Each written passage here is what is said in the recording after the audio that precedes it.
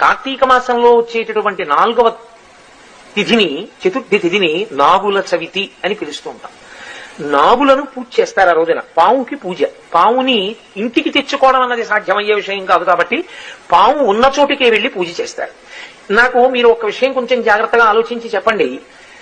సాధారణంగా నాగుల చవితి చెయ్యనటువంటి వాళ్ళు ఉండరు. అన్ని వర్ణముల వారు చేస్తారు. అందరూ తలస్నానం చేస్తారు, చక్కగా పుట్టక పెడతారు, ఏదో అందులో గుడ్డు వేస్తారు, లేకపోతే చిమ్మిలి వేస్తారు, లేకపోతే చలివిడి వేస్తారు, లేకపోతే ఆవు పాలు పోస్తారు, ఆ పుట్ట చుట్టూ తిరుగుతారు, పిల్లా పాపలతో నమస్కారం చేస్తారు, ఇంటికి వచ్చేస్తారు. పావుని పూజ చేసేటప్పుడు ప్రకటనంగా ఒక మాట అడుగుతారు పుట్ట దగ్గర నిలబడి.